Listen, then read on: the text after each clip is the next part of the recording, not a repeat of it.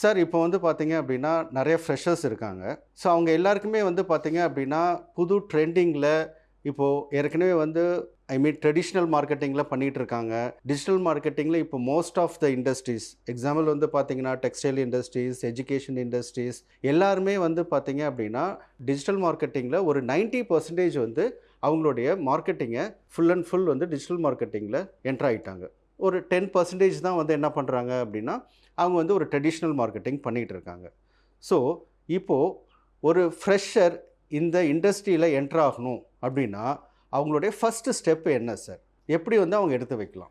So நீங்க சொன்ன மாதிரி கரெக்ட் தான். இப்போ ட்ரெடிஷ்னல் மார்க்கெட்டிங் பண்ணாலும் நெறைய பேர் வந்து டிஜிட்டல் மார்க்கெட்டிங்க்கு உள்ள வராங்க. எல்லா கம்பெனிஸும் education, edtech companies, okay, health கேர்ல ஆரம்பிச்சு ஓகே, எல்லா கம்பெனிஸும் வராங்க உண்மதான்.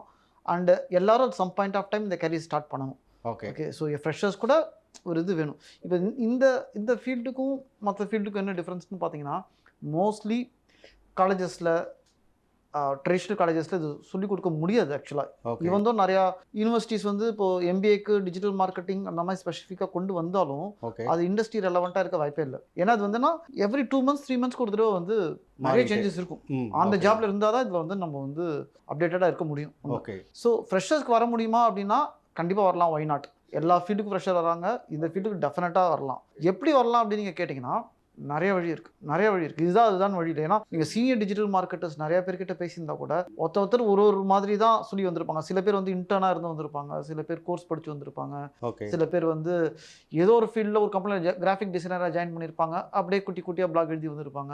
ஓகே. இன்னும் சில பேர் அவங்க பிஸ்னஸ் ப்ரொமோட் பண்ணுறதுக்காக ஆரம்பித்து இப்படி வந்திருப்பாங்க. ஸோ பட் ஓவரால் என்ன கேட்டிங்கன்னா ஒரு ஃப்ரெஷராக அவங்க ஸ்டார்ட் பண்ணணும். இந்த மாதிரி இது எதுவும் இல்லை. இப்போ கிராஃபிக் டிசைனராக இல்லை, ஒரு பிஸ்னஸ் இல்லை, ஃப்ரெஷராக அதை ஸ்டார்ட் பண்ணணும்னா த பெஸ்ட்டு வே அப்படின்னு சொல்கிறது வந்து இதை பற்றி கற்றுக்கிட்டு ஒரு இன்ஸ்டியூட்லையோ இல்லைனா யூடியூப் மூலியமாவோ இல்லைனா ஆன்லைன் மீடியம்லையோ இல்லை ஒரு ட்ரைனர்கிட்டயோ ஒரு எக்ஸ்பீரியன்ஸ்டு மார்க்கெட்கிட்டயோ இதை கற்றுக்கிட்டு உள்ளே வரலாம். ஸோ அது வந்து ஒரு வழி. கற்றுக்கும் போது எல்லா மாடியூல்ஸையும் கற்றலாம். அதை பற்றி நம்ம போக போக பேசுவோம். பட் ஐடியா வந்து ஒரு இன்ஸ்டியூட்கிட்டயோ ஒரு ட்ரைனர்கிட்டயோ கற்றுக்கிட்டு வர்றது தான் வந்து சரி. அவங்களோட லேர்னிங் கர்வை வந்து கம்மி பண்ணும். கொஞ்சம் ஃபாஸ்ட்டாக உள்ள வரதுக்கு